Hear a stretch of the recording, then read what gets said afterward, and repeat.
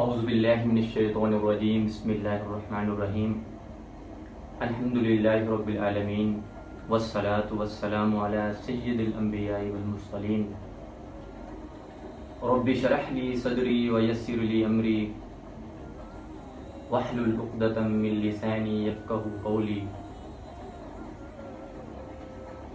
معزز سامعین اکرام، السلام علیکم ورحمۃ اللہ وبرکاتہ۔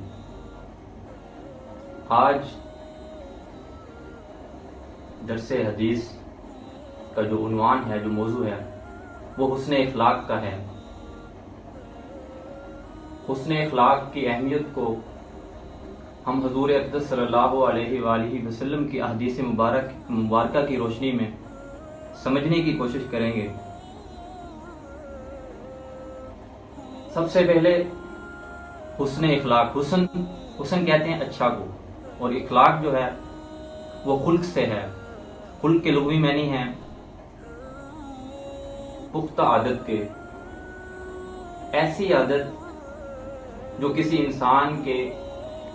انسانی فطرت میں اس کا ایک اہم پارٹ ہو، اس کا ایک اہم جز ہو۔ جس طرح بغیر غور و فکر کیے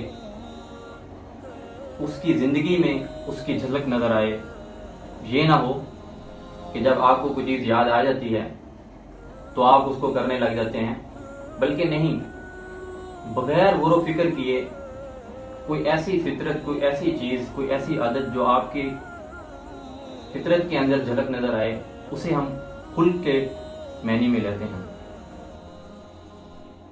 حسن اخلاق، اچھا اخلاق، ہمیشہ اچھے اخلاق سے جو ہے وہ قومیں بنتی ہیں۔ اخلاق اگر کسی معاشرے میں اخلاق کی ساکھ باقی نہیں رہتی، اگر کسی معاشرے میں بددیانتی اور جھوٹ عام ہو جاتا ہے تو اس معاشرے میں امن قائم نہیں رہ سکتا۔ اور انسان جو اپنے بلند مرتبے پر فائز ہے، جسے اشرف المخلوقات کہا گیا ہے، تمام مخلوقات کا بڑا بنایا گیا ہے، جسے اگر اس میں اخلاقیات کی وصف نہیں ہے، اخلاقیات کے اوصاف نہیں ہیں، تو وہ حیوانوں کے ریوڑوں سے کم نہیں ہے۔ تو اس حوالے سے حسن اخلاق کی اہمیت کو سمجھنے کے لیے حضور اقدس صلی اللہ علیہ وآلہ وسلم نے ہمارے لیے کیا رہنمائی فرمائی ہے۔ حضور اقدس صلی اللہ علیہ وآلہ وسلم نے ارشاد فرمایا کہ اخلاق کیا ہے۔ آپ صلی اللہ علیہ وآلہ وسلم نے فرمایا اخلاق یہ ہے کہ جو تمہیں گالی دے تم اسے دعا دو، جو تمہارا برا چاہے تم اس کا اچھا چاہو، جو تمہاری بدخوئی کرے تم اس کی تعریف کرو، اور جو تم پر ظلم کرے تم اس پر رحم کرو، اسے معاف کرو۔ تو کس قدر حضور اقدس صلی اللہ علیہ وآلہ وسلم نے ہمیں اخلاق کی جو تربیت دی ہے، آج اگر ہم اپنے معاشرے میں نظر دوڑائیں، کیا ہم اس احادیث مبارکہ سے اپنے اوپر، اپنی زندگیوں میں ہم نے وہ اوصاف پیدا کیے ہیں؟ سامعین محترم، اس احادیث مبارکہ کو اگر ہم اپنی زندگیوں کے اندر رائج کریں، اپنی زندگیوں کا ایک اہم جز بنائیں، تو ہمارے معاشرے کی تمام جو اخلاقی برائیاں ہیں وہ ختم ہو جائیں گی۔ حضور اقدس صلی اللہ علیہ وآلہ وسلم ہمارے لیے اخلاق حسنہ کی سب سے بڑی مثال ہیں، سب سے بہترین نمونہ ہیں۔ آج ہم دنیا میں زوال پذیر کیوں ہیں؟ دنیا میں ترقی یافتہ قوموں سے پیچھے کیوں رہ گئے ہیں؟ کیونکہ ہم نے اپنے اخلاق کو کھو دیا ہے۔ اخلاق کسی بھی قوم کی ایک ریڑھ کی ہڈی کی ثابت ہوتی ہے، گویا وہ مسلمان ہو یا غیر مسلم ہو۔ اخلاق بھائی چارہ، امن، مساوات کا حکم دیتی ہے۔ تو اگر ہمارے معاشرے میں اخلاقیات کی وصف پیدا نہیں ہوتی، اگر ہم دیکھیں تو ہمارا کیا حال ہے۔ حضور اقدس صلی اللہ علیہ وآلہ وسلم کی امت، ہم حضور اقدس صلی اللہ علیہ وآلہ وسلم کے پیروکار ہیں، ماننے والے ہیں، لیکن ہم کیا ان کی بتائی ہوئی زندگی پر، ان کے مکارم اخلاق پر، جو انہوں نے اپنی زندگی میں اپنے عمل سے ہمیں کر کے دکھائے اور ہمارے لیے عملی نمونہ پیش کر کے گئے، کیا ہم اسے اپنی زندگیوں میں رائج کر رہے ہیں؟ نہیں، ہم تو دنیا کے معاملات میں اس قدر کھو چکے ہیں کہ ہم نے اگر اخلاق کو سمجھا ہے تو اس قدر سمجھا ہے کہ اخلاق صرف کسی سے مسکرا کے بات کرنے کا نام ہے، کسی کو عزت دینے کا نام اخلاق ہے۔ بے شک یہ خوبیاں بھی اخلاق میں شامل ہیں، لیکن اصل اخلاق وہ ہے جو آپ کے عمل سے ظاہر ہو۔ آپ کا اخلاق معاشرے میں اور ہے، آپ کا اخلاق گھر میں اور ہے، آپ معاشرے میں اور اپنے روم میٹ کے ساتھ کلاس فیلوز ہیں، جو دوست احباب ہیں، ہمارا اخلاق ان کے ساتھ بڑا اچھا ہوتا ہے۔ ہم کہتے ہیں کہ آپ آئیں، آ جائیں آپ، بڑی ہم اسے اخلاق کے ساتھ ان سے پیش آتے ہیں۔ اور جب ہم اپنے گھر آتے ہیں، ہم اپنے والدین کے پاس آتے ہیں، تو گویا ہم وہ اگر بیمار ہو جائیں تو ہم ان کی دوائی کے لیے ان کی بات نہیں سن رہے ہوتے۔ اگر ہماری بہن ہمارے گھر آ جائے تو ہمارے تیور، ماتھے پر تیور بڑھ جاتے ہیں، تو یہ ایک اخلاق نہیں ہے، یہ صرف شہرت کی آپ کے اندر آپ اور ہم کے اندر ایک شہرت کی ایک آگ ہے۔ حضور اقدس صلی اللہ علیہ وآلہ وسلم ہمارے لیے اخلاق کی بہترین مثال ہیں۔ حضرت ابو ہریرہ رضی اللہ تعالی عنہ ارشاد فرماتے ہیں کہ حضور اقدس صلی اللہ علیہ وآلہ وسلم نے فرمایا، کان المؤمنین ایمانا احسنهم خلقا۔ ابو داؤد کی 4083 حدیث ہے جو میں نے آپ کے سامنے پڑھی ہے، کہ مومنوں میں بہترین کامل ایمان میں وہ ہے جو ان میں اخلاق میں سب سے بہتر ہو۔ آج ہم اپنا اخلاق دیکھیں، آج ہمارے معاشرے میں اخلاق نام کی کوئی چیز نہیں ہے۔ اگر ہمارے معاشرے میں اخلاق اچھا ہو تو معاشرہ اچھے باصلاحیت افراد کی پیداوار کرے گا، کی نشوونما کرے گا۔ اپنے معاشرے میں دوڑائیں تو عدالتوں میں مقدمات کی بھرمار ہے اور جیل خانہ جات میں جگہ تنگ پڑ گئی ہے۔ ظلم، حسد، کینہ، بغض جیسی بیماریاں ہم نے اپنے اندر رائج کر لی ہیں۔ ہوس کے اڈے، زنا کے اڈے، سود، بددیانتی، جھوٹ، اس سب کو ہم نے اپنے معاملات کو چلانے کے لیے اپنے ساتھ انہیں ملا لیا ہے۔ تو گویا ہم حضور اقدس صلی اللہ علیہ وآلہ وسلم کی تعلیمات پر عمل نہیں کر رہے، ہم اخلاق حسنہ، حسن اخلاق تک نہیں پہنچ رہے۔ ایک حدیث میں ہے کہ حضور اقدس صلی اللہ علیہ وآلہ وسلم نے فرمایا کہ روز قیامت مومنوں کے میدان میں جو سب سے وزنی چیز ہوگی وہ ان کا حسن اخلاق ہوگا، وہ ان کا اچھا اخلاق ہوگا۔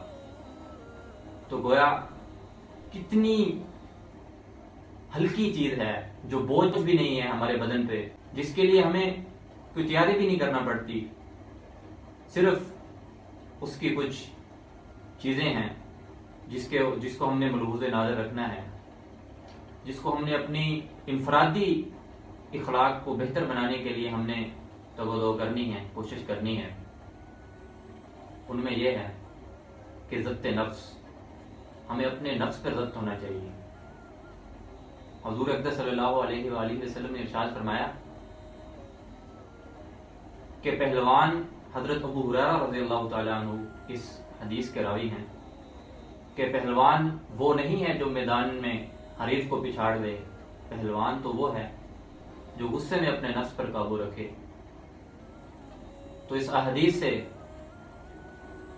ہمیں کیا معلوم ہوتا ہے؟ اس حدیث کو اگر ہم اپنے اوپر دیکھیں تو آج کوئی ہمیں تھوڑا سا تلخ لہجے میں اگر ہم سے بات کرے تو ہمارا لہجہ اس سے بڑھ کر ہوتا ہے۔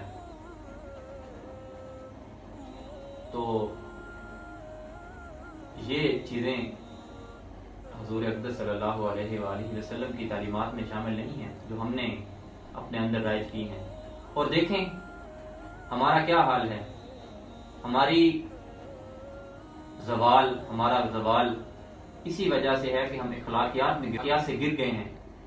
دنیا کی جتنی بھی ترقی یافتہ یا ترقی پذیر ممالک میں جو لوگ آگے بڑھ گئے ہیں، جنہوں نے ترقی حاصل کی ہے، وہ لوگ اخلاق میں سب سے اچھے ہیں، وہ دیانتدار ہیں، وہ قناعت گزار ہیں۔ تو انفرادی اخلاق کے حوالے سے میں بات کر رہا تھا کہ ضبط نفس کا ہونا لازمی ہے، اور اس کے بعد عفو و حلم کی کیفیت ہمیں اپنے اندر پیدا کرنی چاہیے کہ آپ کو کوئی برا بھلا بھی کہہ دے، آپ کو اگر کوئی گالی گلوچ بھی دے دے تو آپ کے اندر برداشت کی طاقت ہونی چاہیے۔ عائشہ صدیقہ رضی اللہ عنہ نے فرمایا کہ حضور اقدس صلی اللہ علیہ وآلہ وسلم نے اپنی ذات کے معاملے میں کبھی کسی سے انتقام نہیں لیا، مگر یہ کہ جو اللہ کی حدود کو، اللہ کی شریعت کو پامال کرتا اس وقت تو اللہ کے لیے حضور پاک صلی اللہ علیہ وسلم انتقام لیتے۔ آج ہم اپنی ذات کے لیے کسی کو اس کے گھر اور اس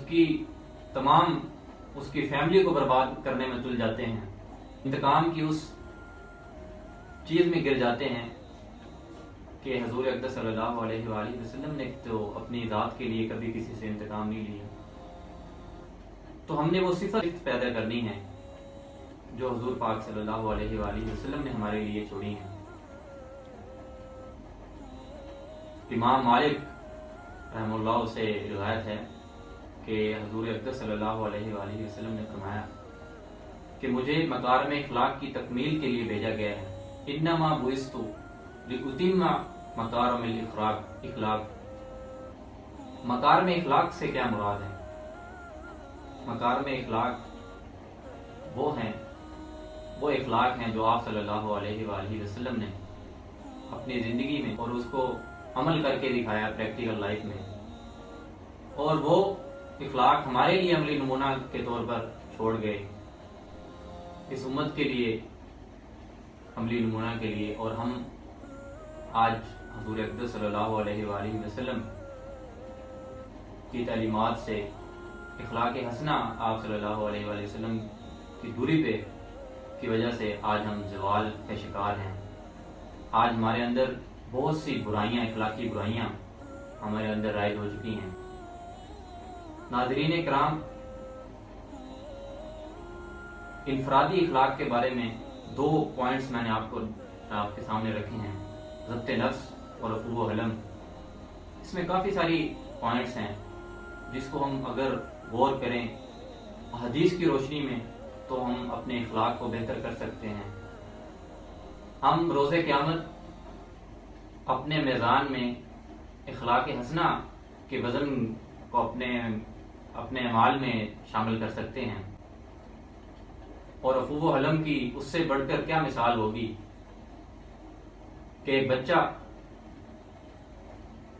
اپنی ماں کے لیے لباس لینے نکلا، اپنے چچا کے پاس گیا، اس کی ماں بیوہ تھی، تو ماں نے کہا بیٹا نہ جاؤ، لیکن بیٹا نے کہا ماں تیری یہ حالت، یہ تیری کیفیت مجھ سے دیکھی نہیں جاتی، بدن تیرا جھلک رہا ہے۔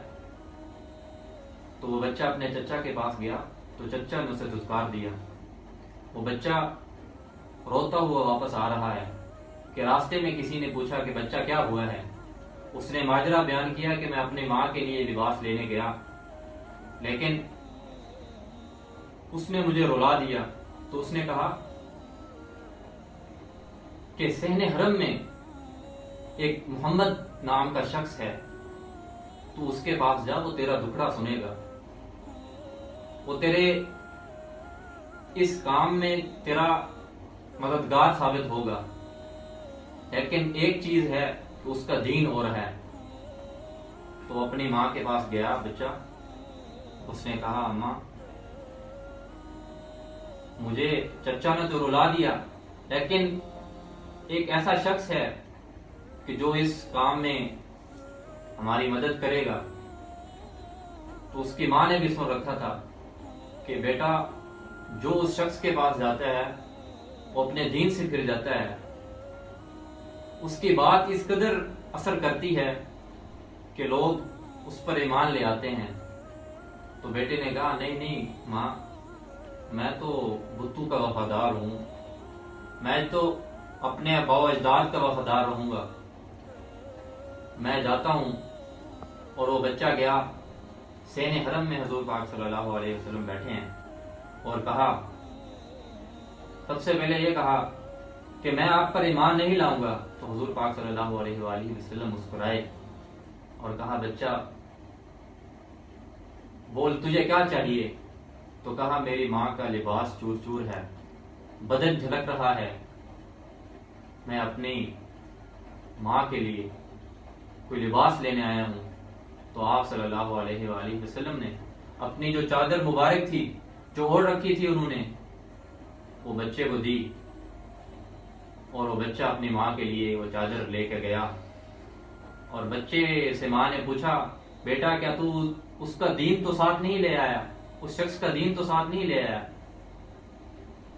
تو بچے نے کہا نہیں میں نے تو پہلے ہی جا کے کہا کہ میں تیرا دین نہیں قبول کروں گا۔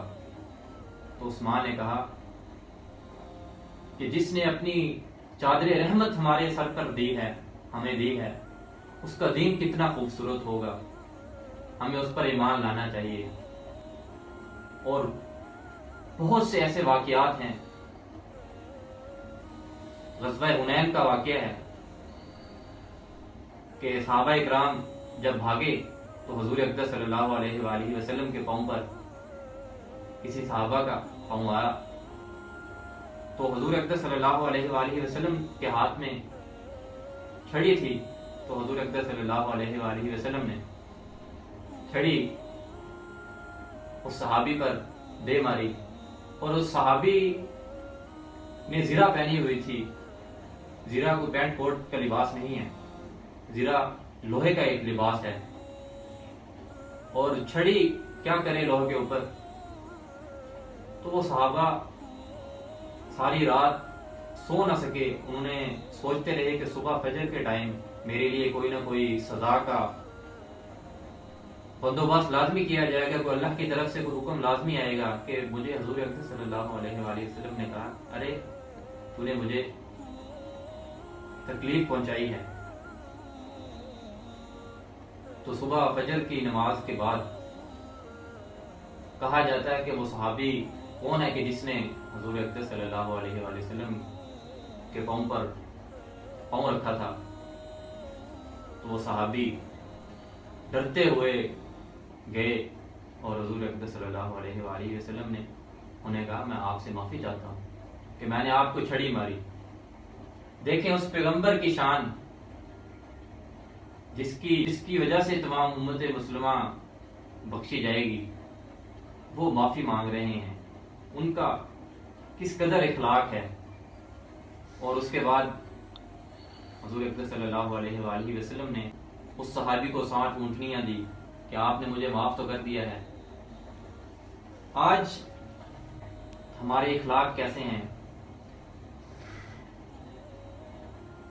اخلاق کا ایک اہم پہلو یہ بھی ہے کہ جو اخلاق میں اچھا ہو لوگ اس سے مسافہ زیادہ کرتے ہیں، لوگ اس سے سلام زیادہ کرتے ہیں۔ تو یہ ایک صفت ہے، اگر ہم اس کے اندر شامل ہیں تو ہمیں اپنے اخلاق کو مزید بہتر کرنے کی ضرورت ہے، ہمیں مزید خلوص سے اپنے اخلاق کو بہتر اور احسن بنانے کی ضرورت ہے۔ یہ چند گزارشات تھیں جو حسن اخلاق کے حوالے سے آپ سے حدیث کی روشنی میں بیان کرنی تھی۔ امید ہے کہ میں نے سمجھنے اور سمجھانے کی کوشش کی ہے۔ اگر اس میں کوئی غلطی کوتاہی ہوئی ہے تو اللہ تعالیٰ اپنی عنایت سے معاف فرمائیں۔ اللہ تعالیٰ ہم سب کو اخلاق حسنہ کی اہمیت کو سمجھنے اور مکارم اخلاق کے اوصاف کو اپنے اوپر اپنانے اور حضور اقدس صلی اللہ علیہ وآلہ وسلم کے اس حسن اخلاق کی پیروی کرنے اور اس پر عمل کرنے اور اس کے مطابق زندگی گزارنے والا بنائیں۔ وآخر دعوانا ان الحمد للہ رب العالمین۔ جزاکم اللہ۔